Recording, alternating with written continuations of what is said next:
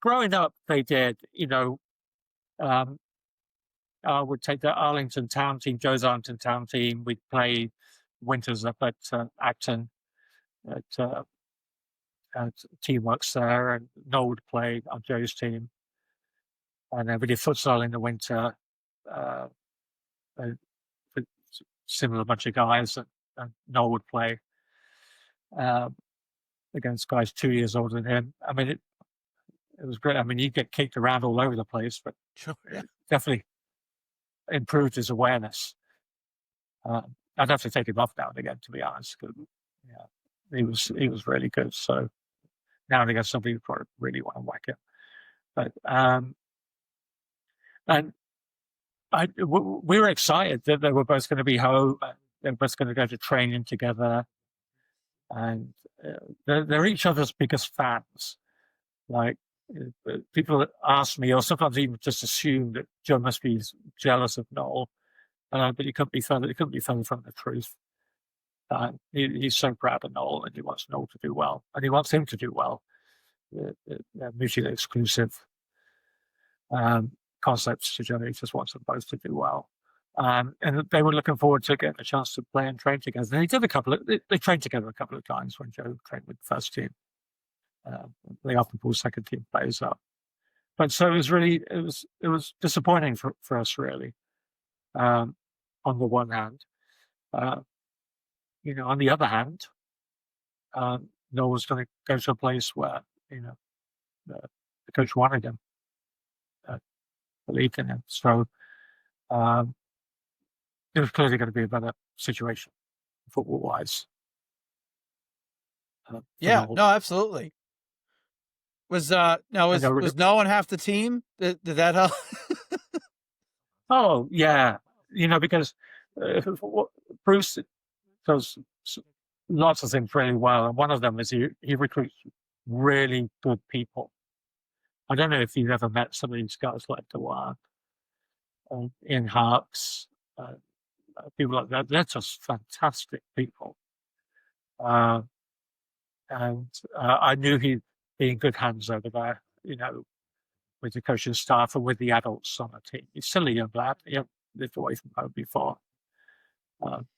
That's also a great experience for him trying to figure that out over there. But that was definitely a part of it, for sure. Knowing that there were some people he knew over there, and that they were good people.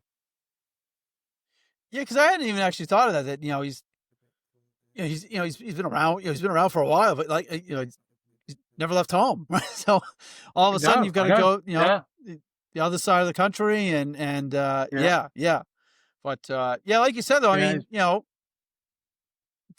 a great situation with with all the guys there, and but yeah. So we've been went over a couple of times in the summer for a couple of weeks and helped him get settled in. It furnished his apartment, paying through the nose for a small place in San Jose. You can't believe the rents over there. Makes Boston look very cheap. But he settled in, and now he's back from his injury. I think he's beginning to get his mojo back and enjoying the place a little bit more than he was. Yeah, absolutely. I think Joe's going to go actually next weekend, so it's pretty cool. Yeah, I think that's great that they're like you said, they're able to support one another, and it's not like this sibling rivalry where and all that sort of stuff. Yeah, I mean, it wasn't like that when they were young. I mean, it was they've grown into it. Yeah.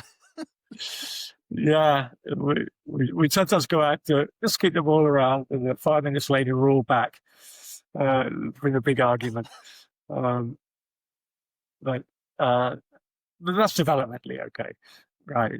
Use your siblings to figure out how to beat with people, where people's boundaries and limits are and everything. So that was fine. But where they are now, it's really great. Actually, they're super close.